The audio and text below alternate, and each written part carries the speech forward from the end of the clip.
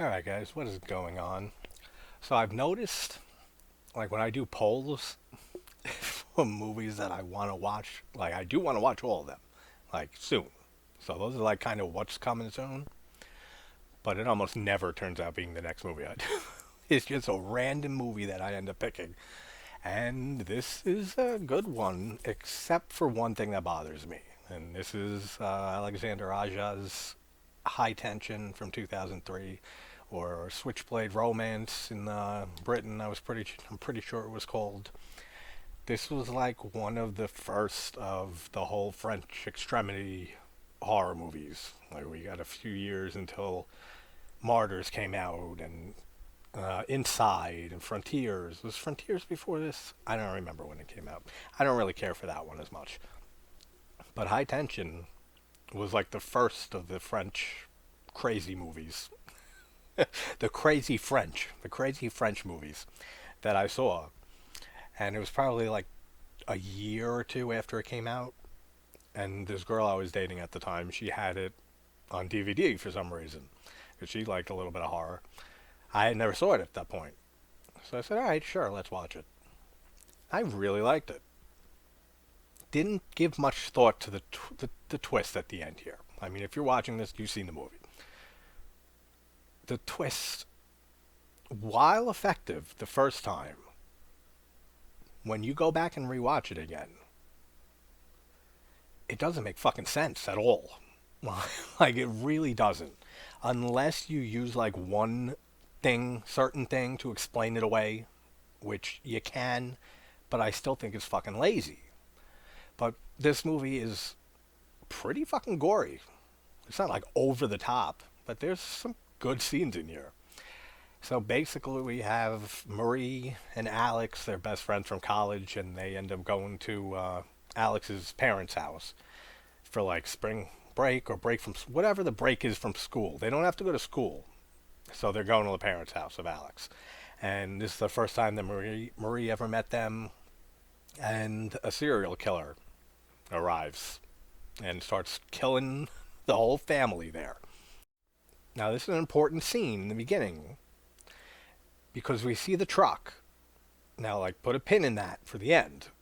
And we have that rusty old truck that this ugly ass serial killer is driving around in. And that's such a sick scene, too, when he's getting fucking head in the truck, and then like you find out he's just been fucking a severed head, and he throws it out like onto the floor. That's messed up, man. Like, this person is sick. But that's an important scene because we see this guy in the truck. Like, the truck exists. That's all I can really go into now on it. But like, she sees it too, like at the house before the guy like knocks on the door and like starts killing the parents. She sees the truck. So keep a pin in that and keep it on your mind. This movie I also have some nostalgia for because it was the first time I ever heard the band Muse, which I became a big fan of after that. That I saw them at Nassau Coliseum a few years back. They use so much like power and electricity and stuff for their shows because like rising pillars that like go up in the air 50 feet they're playing on and stuff, that they ended up blowing the power at Nassau Coliseum during the middle of Newborn, which is the song in this movie, which is so effective in this movie. That is the perfect song for this movie, like near the end. Newborn by Muse, it's hauntingly perfect. And that's the first Muse song I've heard. So I always think of this movie whenever I listen to Muse, like especially Newborn. But what a great song, and it's used so well here. I like how Aja. I like him in general. Is that how you say his name? Because I've said it probably 5 different times on this channel. Aja, Aya, Aha, fucking. It's French. I don't speak that shit. So, like, is it Aja? That seems like the obvious one. Even though I've been calling it like Aya for like much longer. So, I think it's Aja. But I like a lot of his stuff. Like, really. Like, Piranha 3D. I said in that video, I think that's like a perfect like example of something that should be remade and how it should be remade. He is awesome in that. Besides that, he produced the remake of Maniac with Elijah Wood, which I think is one of the greatest remakes of all time. Like, not just horror, like, ever. So he has a great track record with me. And I love his directing style. And I'm pretty sure the practical effects guy here was Gennaro Rossi, who Lucio Fulci used. Like, a decent amount, like, later in his career, right? Pretty sure. So that adds more to it, too. Like, just having someone who did effects for Fulci's films does it in here. Now, I'm going to be pissed if it's if this is the R-rated one, because I remember rewatching this like 2 years ago or so, and it was on Tubi, and it was driving me nuts because I hadn't seen it in a while. But like with the bookcase, not the bookcase, but yeah, kind of with the decapitation thing with the father, I remember like a close-up shot on his severed neck with the blood spurting out afterwards wasn't there. Then I remember the throat slashing with the mom being a lot longer. Wasn't there. And this same thing happened a long while ago at Hatchet 3 on Tubi. So it's really a shame that they have censored fucking movies. Especially the whole point of this movie. Like, not the whole point, but it's supposed to be a French extremity film. It's supposed to be fucking extreme. No one wants to watch an R-rated version of High Tension. Like, no one. So I don't know why they do that. But if it's the same situation here, which I'm sure it will be, I doubt that Tubi like switches, transfers, and like cuts of the movies that they have the rights to play. But I'm gonna be mad because like I think Gore looks great in this movie, and I love when she's like when Marie is like going all around the house, and the weird scene when it's not that too weird, but like when she just starts masturbating, listening to Jamaican music like reggae, like it's random to say the least. Then we see the truck driving there, and then the truck arrives, and the serial killer starts to break in. So, put a pin in that too.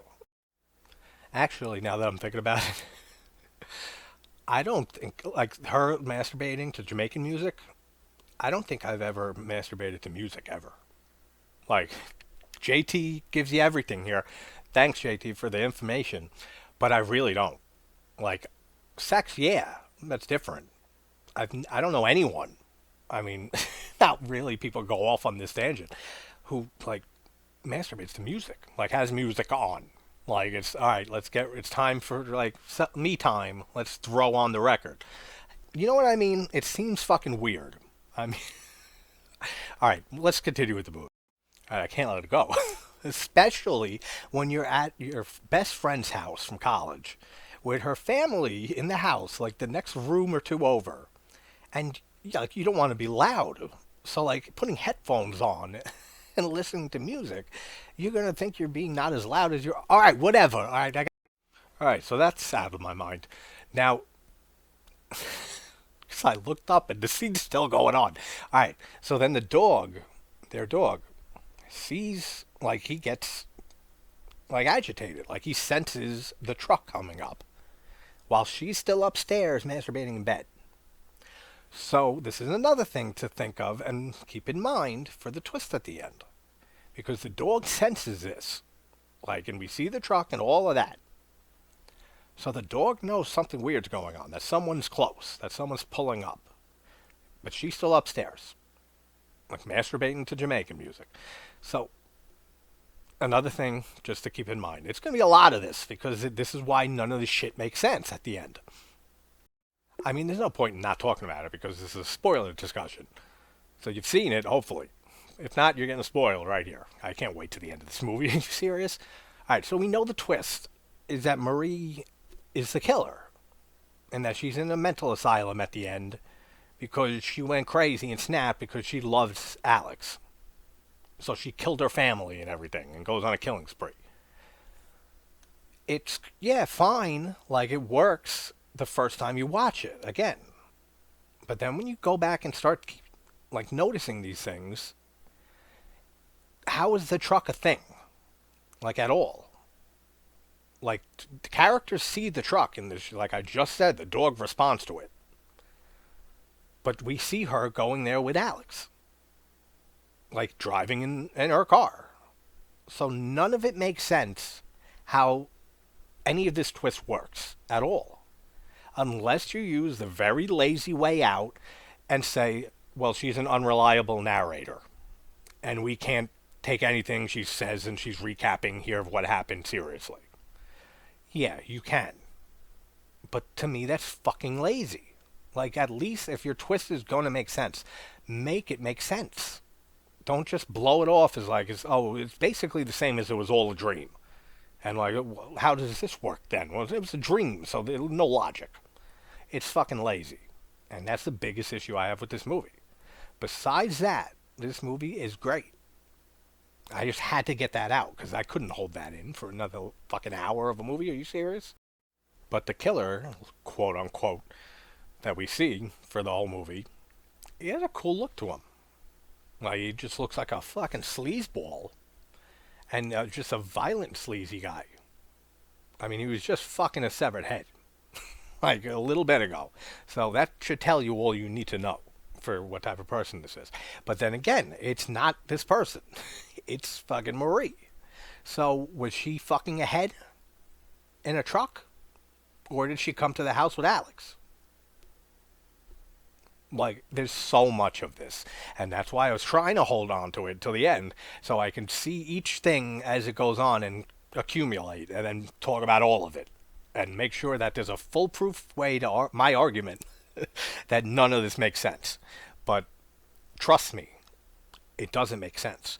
But when he like gets to the front door and then he just like, forgot what he does. He like stabs through the door or something, or like breaks the door, and the father gets hit in the face. Sorry, and then his head he sticks it in the between the bars of the stairs, and he takes the fucking shelf and just runs with it, and it just snaps his fucking neck off, his head off, decapitates him.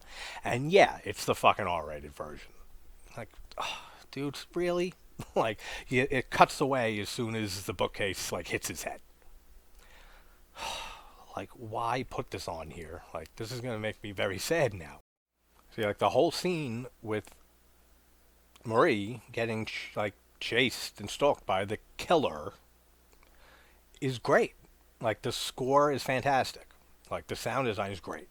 Like, it's really tense. But like I keep saying, like, on repeat viewings, when you know the situation, it's like, all right, so none of this is happening though. Like, she's just one of them. Like, she ain't both of them.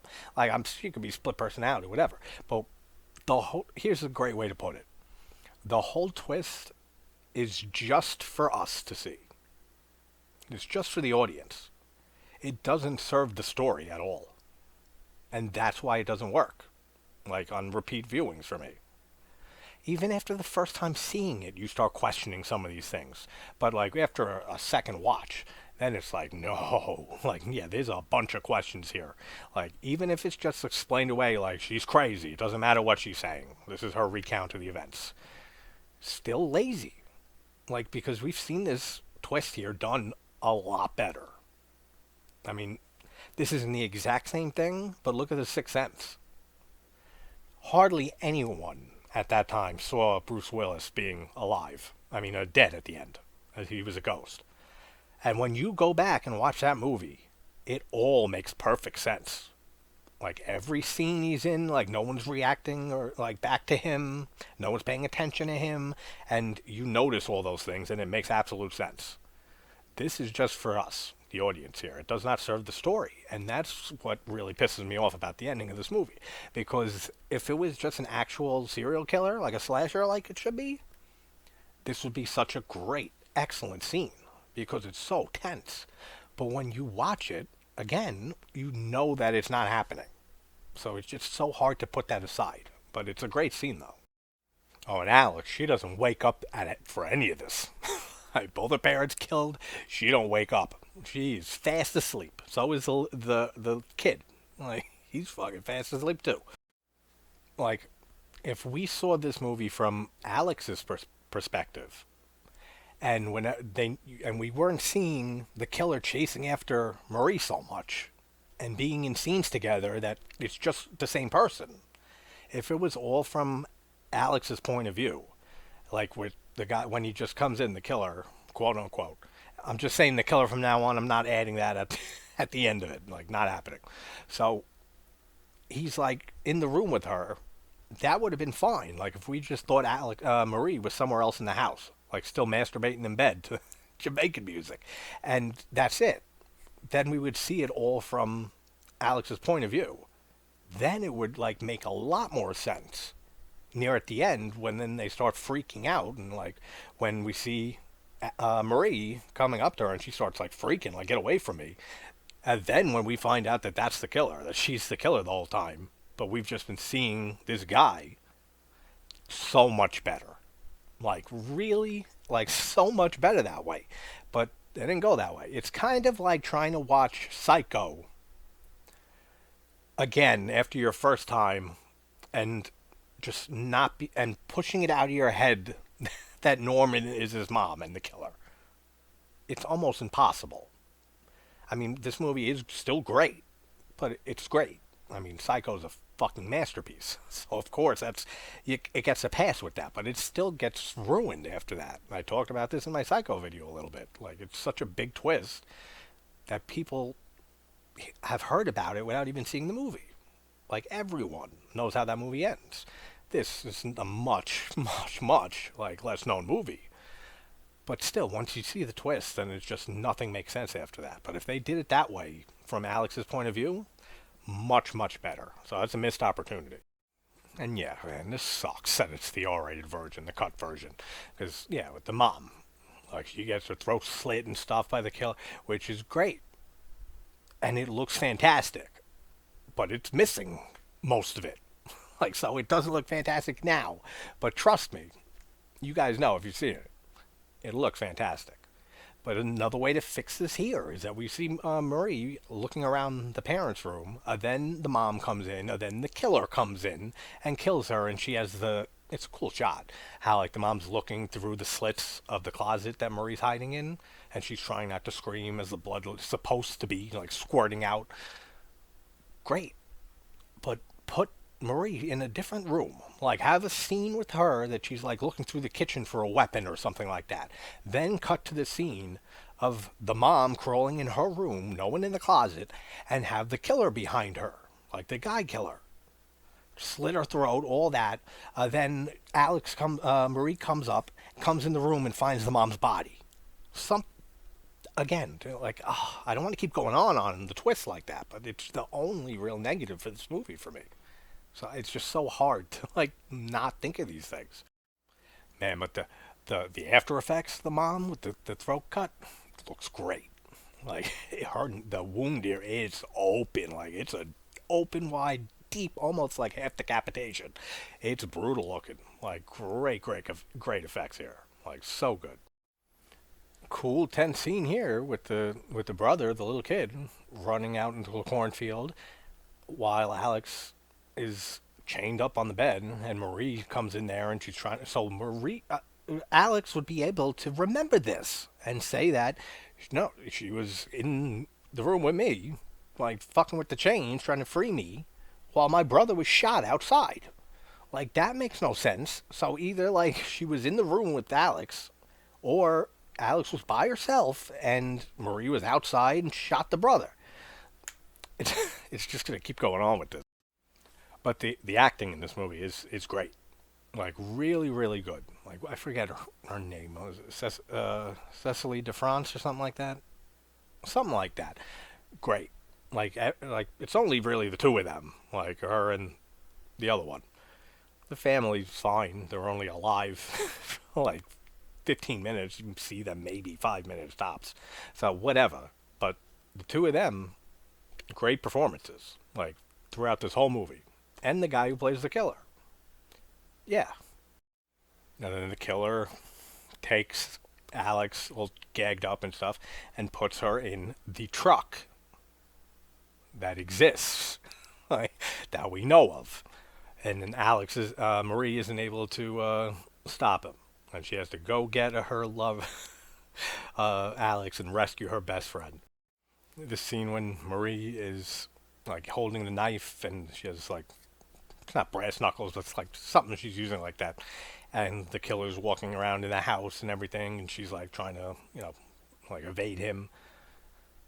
What would have been a nice little touch is since she didn't use that knife yet, they should have had some blood on it. And then that would at least make a little bit of sense. And she'll like, oh shit, oh I noticed that she had blood on the knife, like she's the one with the knife. But it still don't make sense. But at least that would have been something, like a little bit, like a nice little detail to put in there when you look back at it. And by the way, who severed head was that Marie was fucking in the truck at the beginning? Like that's something that I never even thought about. I do like how the killer here in this movie uses a switchblade, like in like a lot of giallos. Cool. Like absolutely like that, and like I said, I like the look of the killer. Like looks cool, looks menacing, looks like a crazy fuck that you don't want to mess with. And I love that he uses a straight razor. Like really cool design on him, like how they dressed him up. And I like all the cinematography in this movie too. Like it looks really cool, especially just that it's in the nighttime on this farm and like with the stalks, like the cornfields and everything. It looks really really cool. And then we get that shot that's not really a reveal. But I mean, it's sad, man. You see the brother's body in the field with a gunshot wound. That sucks. Then the truck takes off, and she's in the truck with Alex, but the driver is the killer, which is her. And I don't know, man. And don't get me wrong, I love this movie. Like I just put this all out of my head whenever I like rewatch it. Just since I'm covering it here and doing a discussion on it, I have to bring it up. Like this is like the only time watching this movie that I will just like really fixate on this because it's like makes no sense. So like if anyone has like if anything I've been missing since this movie came out like a few years after it when I saw it, or if there's some piece of information that you know that like makes this all work, just besides being lazy, like I said, and just saying she's crazy, whatever, or she's an unreliable narrator. Besides that, please let me know because I would love to know. Like I need to know. And god damn it, I can't believe this movie is 20 years old. Like that's scary. This movie, High Tension, is 20 years old. Jeez, man. So then the killer stops at the gas station to put gas in his truck. Again, truck exists. If it didn't, there would be no truck like on the security footage. Like I'm sure the police looked into all this. Like right? Like please tell me they did. So if it's on the fucking security cameras that there's a truck, then this truck exists in reality. And you can't just be all in our head. So there's more to the truck. But this whole scene is tense too, and like really well shot. Like when Marie's just like sneaking out of the truck and trying to get into the convenience store part of it, and they keep showing the liters and stuff of the gas going up. Awesome, like really really tense, really really cool how he shot that whole scene. And then there's this whole thing that the gas station owner knows the killer here. So I don't know what any of that means. Like, does Marie know this guy? Like, he doesn't seem like he's freaking out or anything. Like, he knows him. And he's like, it's a good scene again. Like, but what does that mean? Like, does he know Marie? Or, like, did this ever happen? Like, it's so confusing, man. Axe to the gas station guy's chest? Awesome. Like, again, all the gore is great in this. Even I know I'm missing some because of this stupid cut version here, but it looks so good. And then and after another tense scene, which is great, of Marie like in the bathroom and stuff, and like trying not to make a sound while the killer's taking a piss and dragging the axe out when he leaves. Awesome. Then the truck takes off. That has Alex in it in the back, chained up. Marie stays back because she didn't know the truck was leaving, and she calls the state police. So surely there's a record of that phone call. If it didn't happen, then she just drove the truck away with Alex in the back. It's so hard with the two names, man. Like which fucking one it is. And she has this whole conversation. So this is recorded. If this happened, if it didn't, and she was like, she took off with the truck, then this never happened, and they'd know that. So, like, there's just so much shit that just doesn't work here. Then she finds keys and takes a car. All right, so either the truck doesn't exist, and she's in this car that does exist because it's there at the gas station, unless that's fabricated. But then how does this whole scene here make sense or work at all? Like, man, it really sounds like I'm hating on this movie. I'm not. Like, trust me, I love this movie. And even with the stupid twist, I still watch this like a decent amount. I've watched this over the years. It's better than Scream.